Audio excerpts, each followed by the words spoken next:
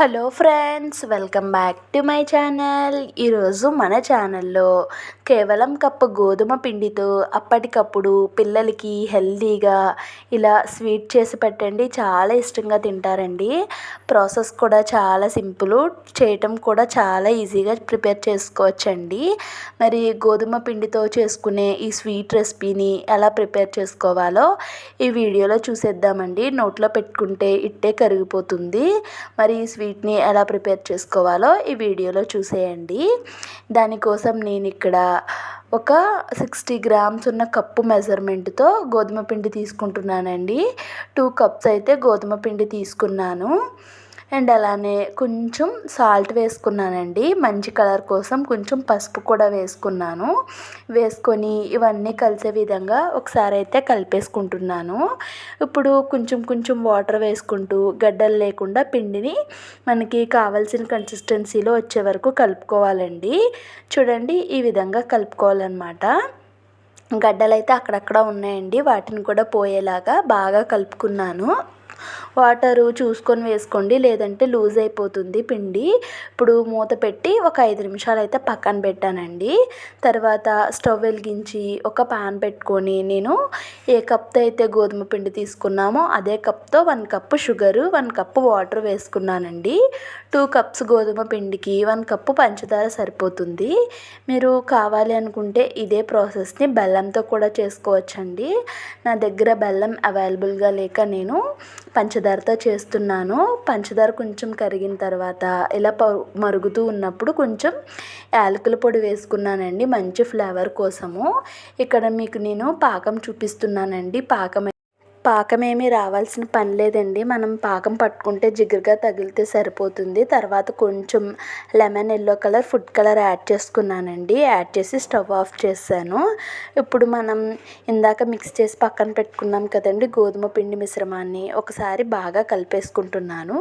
కలుపుకొని మనం ఇలాగా సాంబార్కి కట్టా వాడుతూ ఉంటాం కదండి దోశలు వేయడానికి, ఈ విధంగా ఉన్న గుంట గరిటెని తీసుకొని మనం ఇంకా ఎక్కడైనా ఉండలు పోయేలాగా కలిపేసుకొని పక్కన పెట్టుకున్నానండి. ఇప్పుడు స్టవ్ వెలిగించి షాలో ఫ్రై చేసుకోవడానికి ఆయిల్ పెట్టుకున్నానండి.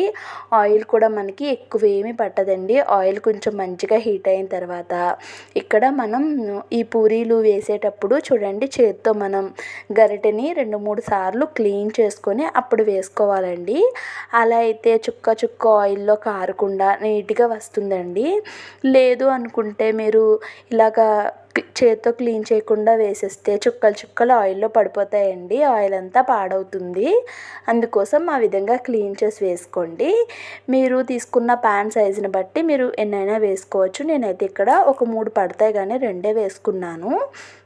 అవి ఒక సైడ్ మంచిగా ఫ్రై అయిన తర్వాత ఇంకొక సైడ్కి తిప్పేసుకోవాలండి. చూడండి, ఈ విధంగా నొక్కుకుంటే మనకి పొంగదండి.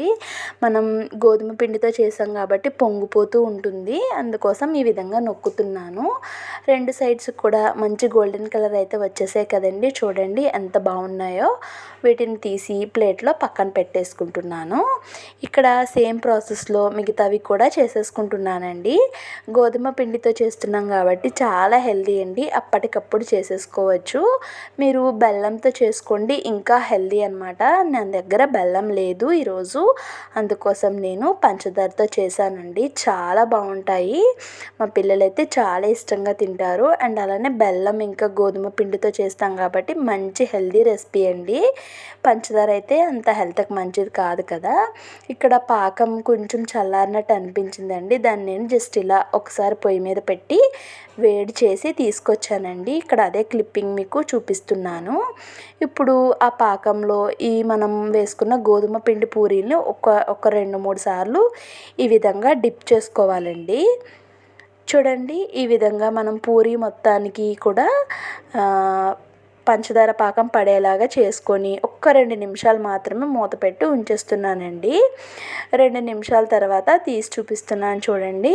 2 నిమిషాలు మాత్రమే సరిపోతుందండి. మరీ ఎక్కువసేపు ఉంచితే బాగా నాని అవి మెత్తగా అయిపోతాయండి. అందుకోసం నేను అసలు ఎక్కువసేపు అయితే ఉంచట్లేదు, వీటిని 2 నిమిషాలు ఉంచి తీసేసాను.